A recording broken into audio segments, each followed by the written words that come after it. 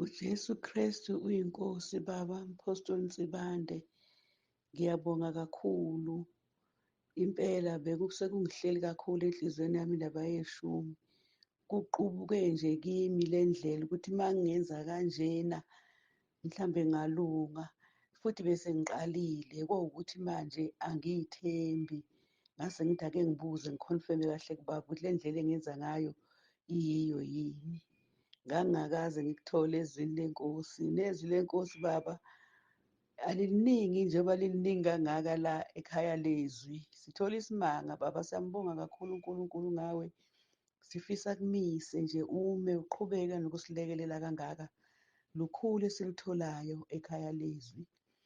Baba, ngaxoxela kancane nje ngithi ngaboshelwa umfana wayefundiswa e-University ngo-2017 babegreda.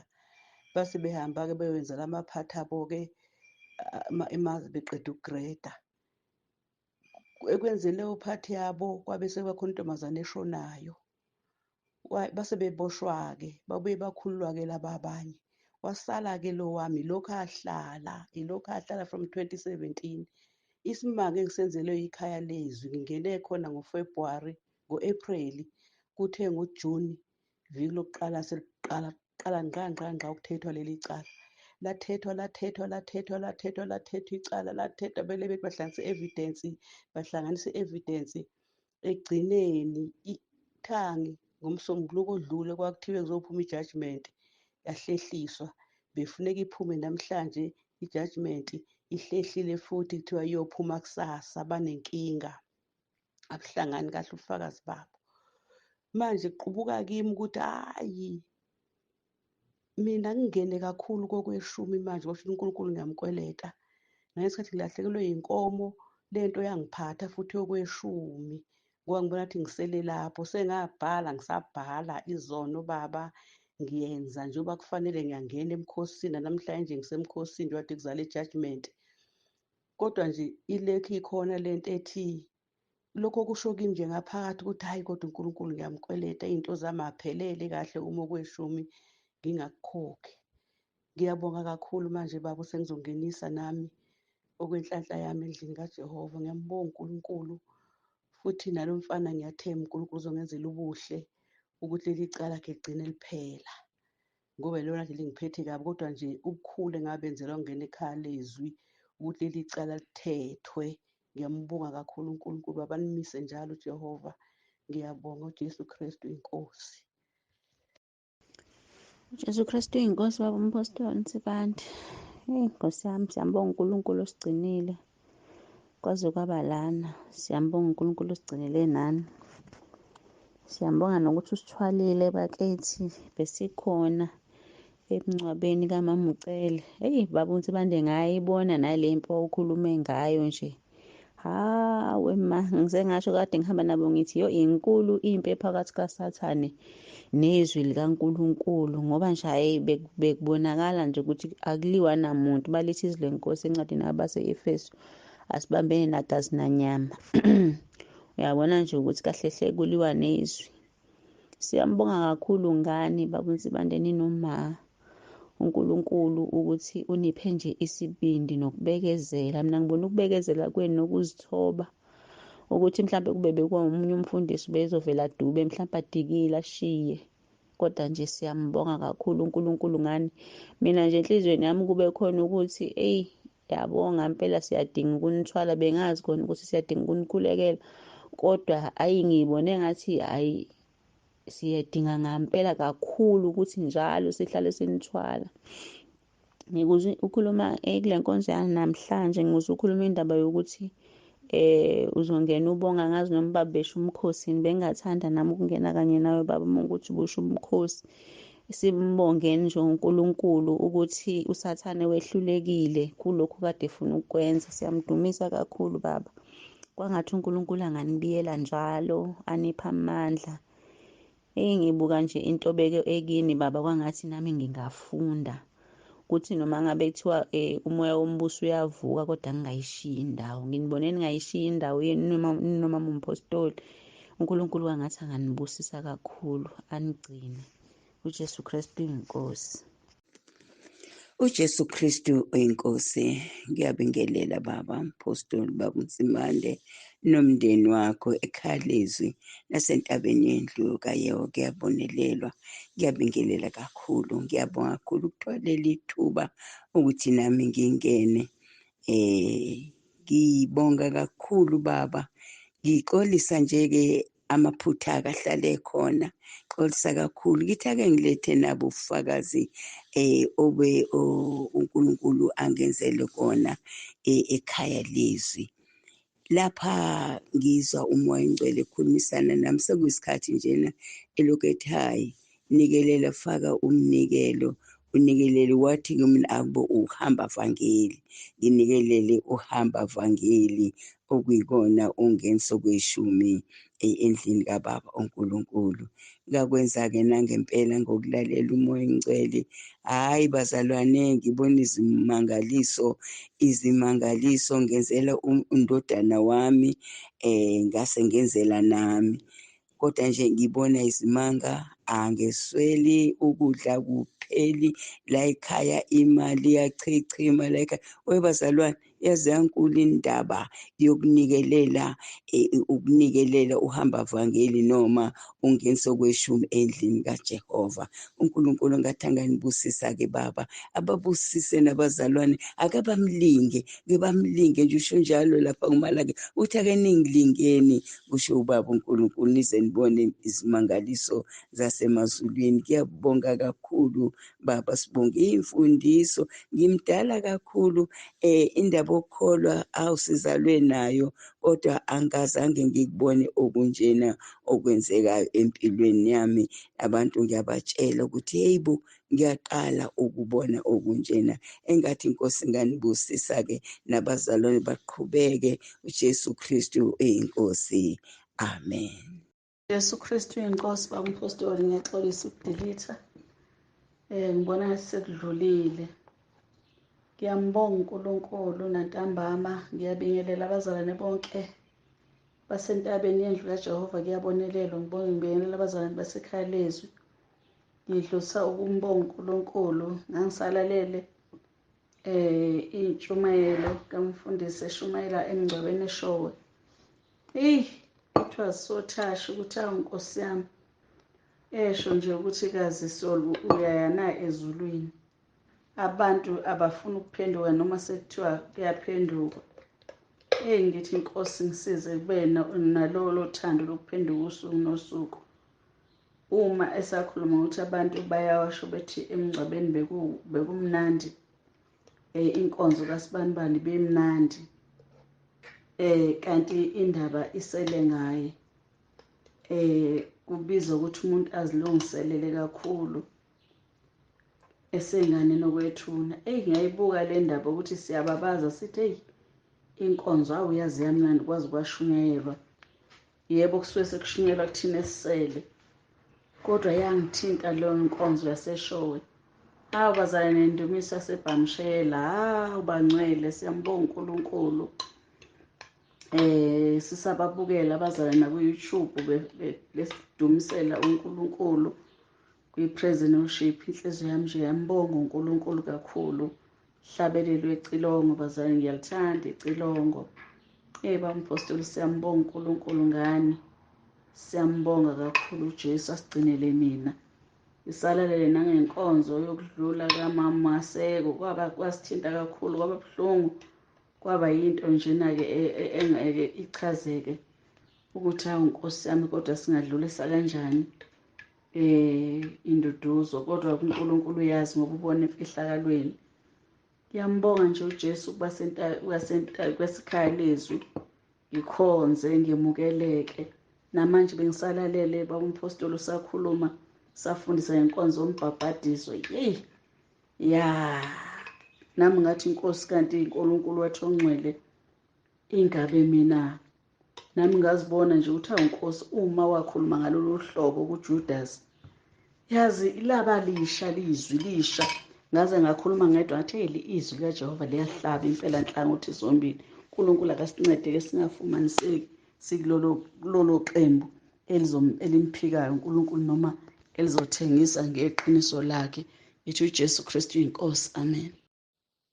Jesu Kristu inkosi baba umpostoli. Ngithi ake ngithole ubufakazi elikhulu leli gama. Igama elithi uJesu Kristu inkosi, abantu angazi. Likhulu. uNkulunkulu wenza isimanga. Yazi lilami le impi ngibize leli gama elithi uJesu Kristu inkosi. Lalami limpi abafana belwa abashayananga, kodwa uyayazi impi obonayo ukuthi impi ngempela le kuzaphuma isidumbu mhlambe. Omunye uzathatha isikhali, uzokhipha isikhali. Angiyazi lento. uNkulunkulu walamula nje ngegama elithi uJesu Kristu inkosi. Ngiphakamisa izandla, uJesu Kristu inkosi. Hawu, bathula abafana engazathi bathelwe ngentelezi. Bahlala phansi, nobesekhipha amehlo abovu. Wahlala engathi uthelwe ngentelezi. Angiyazi-ke mina lo. Omunye uvele wathamba wadonswa omunye wesifazane. Wamdonsa wamsusa lalelwa khona. Walandela engathi umntwana ona 2 years. Elandela lo mdonsa umsusa lalelwa khona ukuthi yeke ukulwa. Mina ngile ngithi nje uJesu Kristu inkosi. Hayi, leli gama liyasebenza. Sihamba nensimbi, angazi ngafanisa nani. Angeke, ayikho into engamfanisa naye inkosi uJesu. Ayikho. Akekho nje ngayo, akekho ufana naye. Akafaniseki. Akekho olingana naye. Ungaphezu kwako konke, ungumnqobi. Ngiyabonga uJesu Kristu inkosi. uJesu Kristu inkosi baba. uJesu Kristu inkosi bamtsibande. Ngiyabingelela nangimamtsibande nasekhaya leZwi nasentabeni yendlu kaJehova kuyabonelelwa. Ngicela ukuletha nje umbono. Ngicela ukuletha umbono. Izolo bengiya enkonzweni. Kusekuseni nje, think bekulanga bo-9. So besihamba ngemoto kamfowethu ngoba inkonzo ibikwaNdengezi. Mase ku-freeway ngivele ngibuka nje, ngilokhu ngibuka emgaqweni, ngibuka iy'moto. Amehlo ami avele ahlala emotweni ebi-dark grey, noma angiwazi-ke amagama ey'moto. Kodwa leyo moto ngithe uma ngiyibuka ngavele ngayibona iphenduka emgaqweni. Ngathuka ngabukisisa kahle, yahamba yaze yayosithela. Ngakhuleka kakhulu nje ukuthi uNkulunkulu asivikele emgaqweni, ngoba angibanga nokuqonda kahle ukuthi kuqondene nayo exactly leya moto engiyibonile, noma mhlambe bekukhonjiswa nje iy'ngozi emgaqweni, ukuthi kunengozi ezokwenzeka emgaqweni. Bese kuba khona obunye ubufakazi sebunesikhathi khona benzeka, ngoba kwake kwaba nesiphepho la eNanda. Ngihlala eNanda mina. Kwake kwaba nesiphepho esikhulu nje, kwahamba izindlu zaphephuka othayela izindlu. Kushuthi ngaleso sikhathi ukuqala lowo moya wawusabisa nje kakhulu. Ngezwa ngishaywa uvalo ngesikhathi ukuqala umoya. Ngavele ngathi uJesu Kristu inkosi, uJesu Kristu inkosi. Ngasho kathathu, qeda lapho ngaguqa ngamadolo ngathandaza, ngayiyala isiphepho. Sasiza ngamandla ngoba ngangizwa nanothayela uphakama. Hhayi, emveni ngalokho ngahlala, wathula, wadamba umoya. Ngathuka kakhulu ngakusasa ekuseni uma ngibona kamakhelwane wami isihlahla sisiphuke phansi kanye ney'mpande zakhona. Ngabona ukuthi uNkulunkulu usivikelile, akwangenzeka ubungozi kuthina. uJesu Kristu inkosi. Siyambonga uNkulunkulu. Jesu Kristu inkosi. Ngiyabingelela kubaba nakumama Mtsibande, umndeni wakhe wonke, ekhaya leZwi nasentabeni likaJehova kuyabonelelwa. Ngizoletha ubufakazi ngento engenzakalele ngoMgqibelo. sihleli nje ekhaya phansi kwesihlahla siyazixoxela nje kuhle kumnandi. Ngithi uma ngithi ngiyezwa khona into esindayo phezu kwami ngihleli ngenebe. Uma ngithi ngiyabheka inyoka isihleli nje phezu kwami and inyoka nje impela enkulu. Ngokushesha ngacabanga ukuthi ngenze njani, ngimemeza nansi inyoka phezu kwami. Ngokushesha ngabamba iphinifa lami engigqokile ngapha nangapha ngayidicelela lapha. Amandla kaNkulunkulu ayizange yenze lutho, ayizange phakamise ekhanda nalo angilibonanga kwalona, ngayibona ihoshuzela ihamba. Ngabona amandla kaNkulunkulu ukuthi impela usibiyele. Inyoka impela nje enkulu and ngimangalile ukuthi kwenzeka kanjani ukuthi ingabi nolaka ngoba phela besixoxa futhi simemeza, ngimemeza ukuthi nansi inyoka iphezu kwami ihleli kimina. Ngambona uNkulunkulu ngathi impela sibiyele ekhaya leZwi. Impela ngiyambonga uNkulunkulu ngalokho angenzele khona ukuthi angisindise kule nyoka. Ngiyambonga uNkulunkulu ngithi uJesu Kristu inkosi, uJesu Kristu inkosi, uJesu Kristu inkosi. Ngiyabingelela Baba egameni likaJesu Kristu ekuseni. Ngiyabingelela nomama egameni likaJesu, ngibingelela abazalwane bonke basentabeni kaJehova. Ngiyabonelelwa, ngibingelela ikhaya leZwi egameni likaJesu. Baba, ngithi angibonge uNkulunkulu ekuseni bazalwane, bengigulelwe umntwana ovele nje wahanjelwe ingqondo, wahlanya, wabona into esingayiboni, wakhuluma yedwa.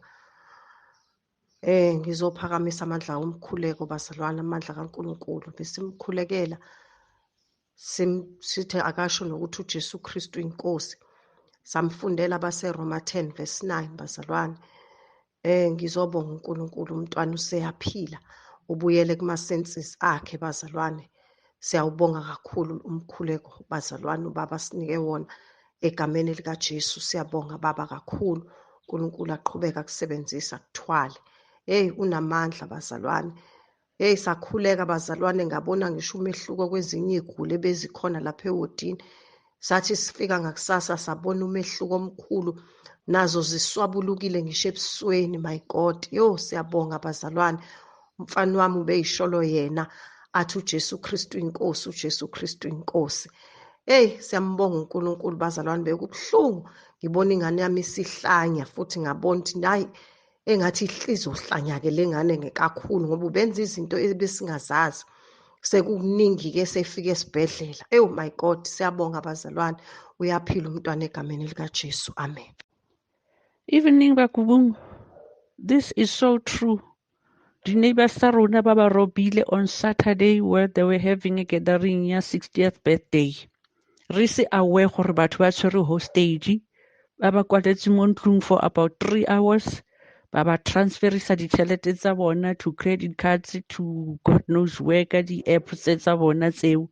Ba ba nkela di-ring, ba ba nkela jewelry, and ntatemogolo wa 86, the father to this lady nana le birthday o bile a collapse gona mo ba ba kwaletse mo bathroom.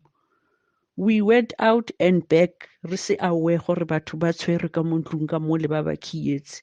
Ba kene ba matha as if ba mathisa somebody, then they locked the doors. Ba ba budisa di-app tsa bona, ba ba transferisa ditšhelete. It happened mo sekeleng ya rona mo Naturen ka Saturday. Re se aware gore people ba mo mathateng. Re tswile ra be ra boa le Opa. Ba ba kwaletse for 3 hours mo ntlong. Ba ba transferisa ditšhelete. It's so scary. We are still traumatized. Ha ka ba le koloi tse 4 or 5 fela ba kena. Ba nagana gore in fact ne ba batla tšhelete ya society, saying that they know ke society ba ntshe tšhelete eo ba e sharang. And it was not society, it was just a birthday. Ya 60th. Umpolelle go tshwara bakekolo dipoo.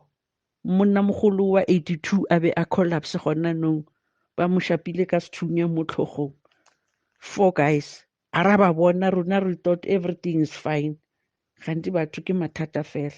So I think le ya gore go cancelweng It's the best one. It's the best one because ba sure batho ba tšhelete tsa di-society di a shariwa, because that's what they thought these guys, gore go shariwa tšhelete ya society. So le di-app tse di-cancelling, I just went to the bank yesterday ke lo cancela app, ke tlositse ke batle any app mo founung yaka. So di convenient, but from this month they are very dangerous. Ha o na le app, cancel, just cancel the app eo. O tla ya ko bankeng like before these apps di fitla. Just cancel those apps because it will kenya mo mathateng, guys. Di-cancelling for safety. Sharp. Good night. uJesu Kristu uyinkosi Baba. Esibeni esiphila ngaphansi kwaso ekhaya, ngibona ngifanele ukumbonga uNkulunkulu ukuthi mina ngisekhaya leZwi. Ngeke ngazama-ke abanye ukubafaka abomndeni ekhaya leZwi, bayiphumela bona. Sihlala nomfana ekhaya obhema ama-drugs. Sihlala nomuntu oweba nje kwasani. Ayikho impahla okuyithenge uyibeke uyiphinde uyithole leyo mpahla. Ngisho ngabe kuthiwa uyifihlile, impahla iyakhishwa khona lapho. Kodwa-ke khona into engithanda ukuyinaka. Ziyalahleka into zabantu ekhaya. Kodwa ngibona uNkulunkulu engifihlela ezami izinto. Ngibona uNkulunkulu enqaba nezami izinto. Friday ngilahlekelwe imali ekhaya.